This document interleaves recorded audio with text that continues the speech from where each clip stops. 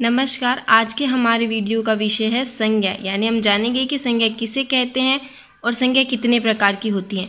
तो सबसे पहले संज्ञा की परिभाषा, किसी व्यक्ति, वस्तु, स्थान, प्राणी, गुण, भाव आदि के नाम को संज्ञा कहते हैं। यानी इसकी सरल सी परिभाषा ये है कि हम अपनी आंखों से जिस भी वस्तु को देखते हैं वो संज्ञा है। आप मेरे हाथ में ये कलम देख रहे हैं, ये क्या है? संज्ञा है।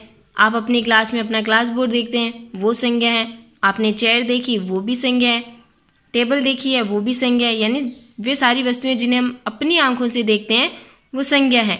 जैसे राम ने आगरा में ताजमहल की सुंदरता देखी, तो राम यहाँ क्या है? एक व्यक्ति है, आगरा एक स्थान है और ताजमहल एक भवन है और ये इसकी सुंदरता बता रहा है।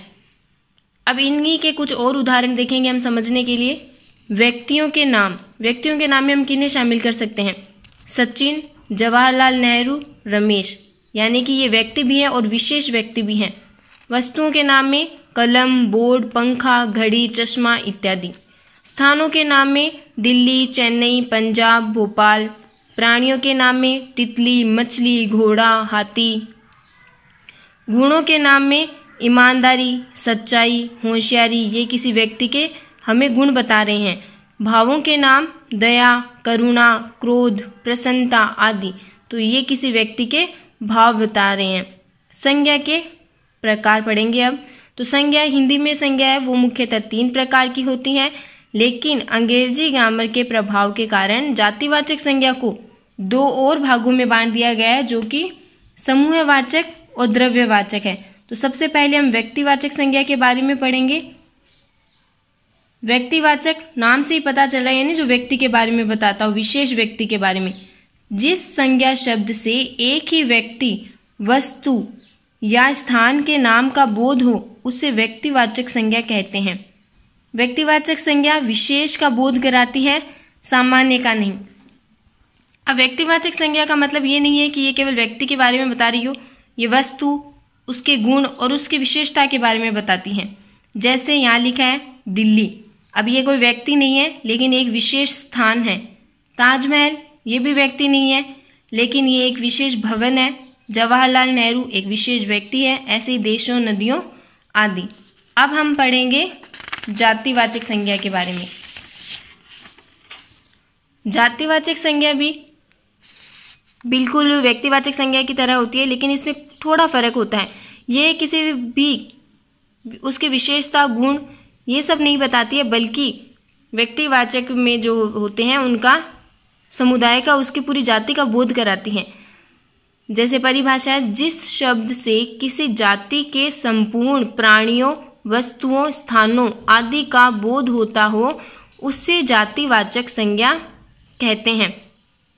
जैसे मैंने यहाँ लिखा है जानवर, तो ये नहीं बता रहा है कि ये कोई विशेष जानवर है, जैसे कि शेर, चूहा, इनमें किसी का नाम नहीं लिखा है। ये पूरी जानवर जाति के बारे में बोध करा रहे हैं। मछली, ऐसे ही मछली भी किसी विशेष मछली के बारे में नहीं बता रहा, बल्कि पूरी मछली प्रजाति के बारे में हमें बोध करा रहा है। शहर, बालक, लड़की, वकील, अध्यापक आदि।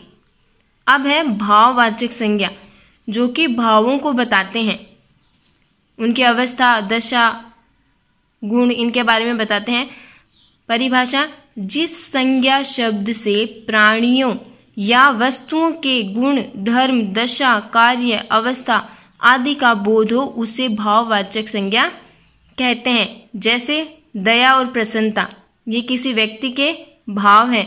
ईमानदारी, बेईमानी, ये किसी व्यक्ति के गुण हैं। जवानी, बचपन, ये किसी व्यक्ति की अवस्था है। गरीबी, अमीरी, ये व्यक्तियों की दशा है। यानी भाववाचक संज्ञा वे संज्ञा है जो किसी भी व्यक्ति के भाव, उसके गुण, उसकी अवस्था और उसकी दशा को दर्शाते हैं। वे सभी भाववाचक संज्ञा कहलाते हैं। अब हमने जो मैंने पीछे बताया 2 संज्ञाएं और थी, उनके बारे में पढ़ेंगे। पहले समूहवाचक संज्ञा, नाम से ही पता चल रहा है समूह है, यानी झुंड, वाचक यानी बताने वाला, झुंड के बारे में जो बताता हो। समूहवाचक संज्ञा, नाम से ही पता चल रहा है समूह है अर्थात झुंड। ऐसे शब्द जो हमें किसी समूह या झुंड का बोध कराते हों समूहवाचक संज्ञा कहलाती हैं। जैसे परिवार, भीड़, झुंड, कक्षा। अब पढ़ेंगे द्रव्यवाचक संज्ञा। द्रव्यवाचक संज्ञा वह संज्ञा है जिससे हमें ऐसे शब्दों का अध्ययन करते हैं जो हमें किसी द्रव्य या तरल पदार्थों के बारे में बताते हैं, वे द्रव्यवाचक संज्ञा कहलाती है। यानी ऐसे शब्द जिन्हें पढ़कर हमें पता चल रहा हो कि ये तरल पदार्थ है, ये धातु है। जैसे यहाँ उदाहरण है दूध, घी, कोयला, तेल, ये सब क्या है? तरल पदार्थ है। सोना, चांदी, लोहा, ये सब क्या है? धातु है। आज के इस वीडियो में इतना ही। धन्यवाद।